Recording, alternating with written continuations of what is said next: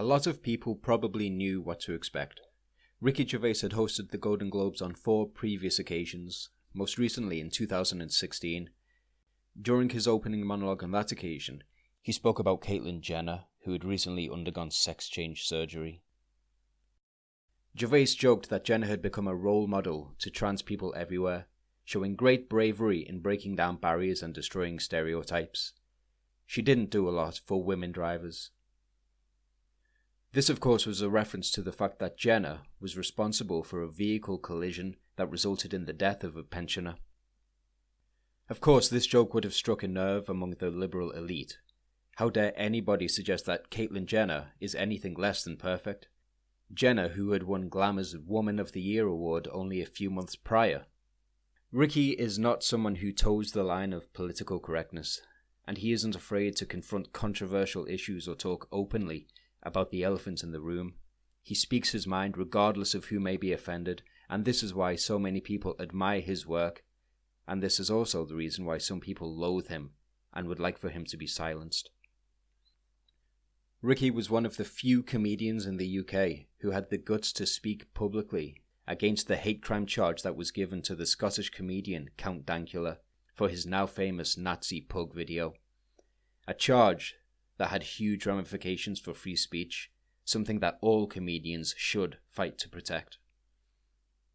More recently, in October 2019, Ricky took to Twitter and responded to the insanity of the Jessica Yaniv court case, Jessica being a so-called transgender woman who tried to sue a beautician when they refused to wax Yaniv's testicles.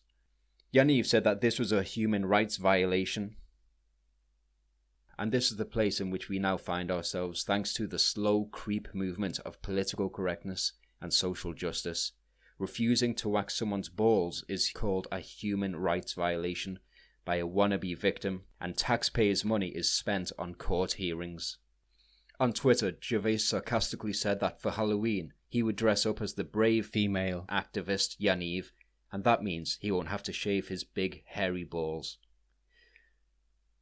Predictably, Ricky was targeted by the perpetually offended, holier-than-thou Twitter mob and labelled a transphobe. Thankfully, Ricky has no problem with calling out nonsense when he sees it, unlike so many other successful people in the world of entertainment. He hasn't withdrawn from the real world and opted to live in a bubble of artificiality. He has kept his feet on the ground and engages with real-life issues rather than superficial causes. It will have been known that if Ricky hosted the Golden Globes, he would again cause some discomfort by telling risque jokes. There were calls for him to be removed as the host prior to the ceremony. Incidentally, it's encouraging that this phenomenon now has a name: cancel culture. As soon as you give something a name, you take something that was abstract and in a sense you make it solid, meaning that people have to acknowledge it and talk about it. What's been termed cancel culture is prominent nowadays, and the heckler's veto has led to a lot of people being removed from their roles because they've been deemed guilty of saying something offensive or holding the wrong opinions. And this was something that Ricky acknowledged within the first moments of his opening monologue for the 2020 Golden Globe Awards. He mentioned that Kevin Hart had lost his job as the host of the Oscars on account of some offensive tweets that he had made, while Ricky himself is known to do the same thing. And with that, Ricky illustrated the hypocrisy that is alive and well in Hollywood. Now, the tweets that Kevin Hart tweeted were nearly 10 years old, and he was punished retrospectively for not being the level of woke that is required in 2018, nearly a decade previously.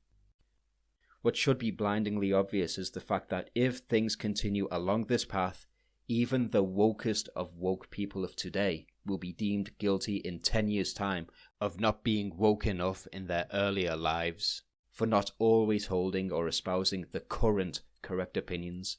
This is because the line keeps being pushed further and further, and the rules keep on changing.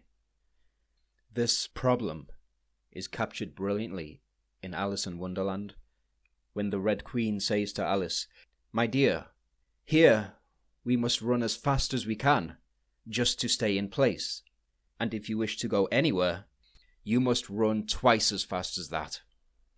This perfectly captures the current climate. The social justice dogma is constantly morphing, and the rules are constantly being rewritten by those who want to show how moral and progressive they are to outdo their fellow social justice warriors and take the title of most virtuous and progressive. And when someone innocently uses an outdated word or expresses an opinion that has been deemed problematic, the social justice authoritarians do what they do best. They scream bloody murder. But I digress. Back to Ricky. Ricky said at the beginning of his monologue that he wouldn't host the awards again, and for that reason he'll go out with a bang. He encouraged everyone to have a laugh at the expense of the audience, and for everyone to remember that what he would say that evening would just be jokes. The logical crux of the statement was always going to be lost on certain people.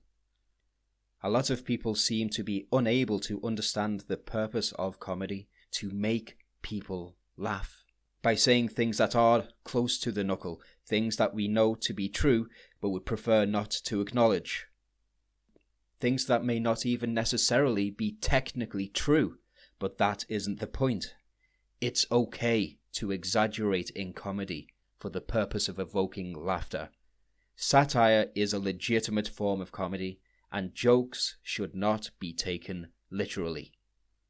Tragically, today there are people who don't have the capacity for humour. Consider this. Have you ever seen a social justice warrior laugh? I mean a genuine, authentic laugh. The answer is no.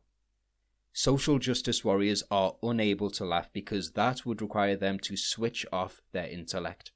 And their intellect, or little intellect they have anyway, tells them that they must always be switched on. They must always be on the lookout for things that are racist, or sexist, or bigoted, or deplorable, anything that might qualify as a harmful microaggression. And if they try hard enough, they will find a justification to complain. They will exhibit their outrage in order to advertise how moral and virtuous they are. That is their primary function. SJWs do not laugh. They mouth the sound of laughter, the approved response to approved jokes, usually jokes about how terrible Donald Trump is. Social justice warriors are happy to take jokes literally and refuse to recognize the grey area in which the soul of a joke resides.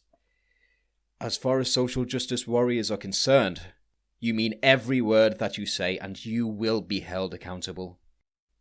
It's this attitude that has led to comedians being asked to sign behavioural agreement contracts before they perform, agreeing to zero-tolerance policies with regards to racism, sexism, classism, ageism, ableism, homophobia, biphobia, transphobia, xenophobia, Islamophobia, etc., etc., etc. And as Albert Maysles said, tyranny is the deliberate removal of nuance. During his opening monologue, Ricky annihilated his audience. He dropped killer punchlines that made reference to some very uncomfortable truths.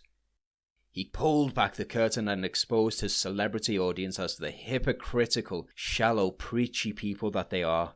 People who do not live in the real world and have nothing in common with the vast majority of the population. One of Ricky's first punchlines came when he mentioned that many of the attendees at the ceremony were important film and TV executives who come from a diverse background, but all have one thing in common. They are terrified of Ronan Farrow. Ronan Farrow being the man who exposed Harvey Weinstein. "He's coming for you," said Ricky, alluding to the likelihood that Harvey Weinstein isn't the only powerful person in Hollywood with skeletons in his closet. After this, Ricky moved on to the current obsession with diversity. He said that many talented people of colour had been snubbed in major categories. He joked that an in memoriam segment had been planned. But when I saw the list of people that had died, it wasn't diverse enough. No. It was mostly white people. And I thought, nah, not on my watch. So, maybe next year. Let's see what happens. Brilliantly highlighting the absurdity of the diversity issue. Identity politics is the prism through which social justice warriors view the world, whereby race, ethnicity, and sexual orientation are considered to be more significant than the talent of the individual or the standard of their work, and all races must be represented equally in all areas of life, including the shortlists for awards. This is despite the fact that America is a predominantly white country. This fact, however, is often conveniently forgotten. Of course, diversity of class, background, or political ideology are overlooked. They are the persona non grata to the champions of the diversity cause. As far as they are concerned, diversity refers to skin colour, sex, and sexual orientation. And when it comes to politics, diversity of opinion is shunned, as there must be ideological uniformity.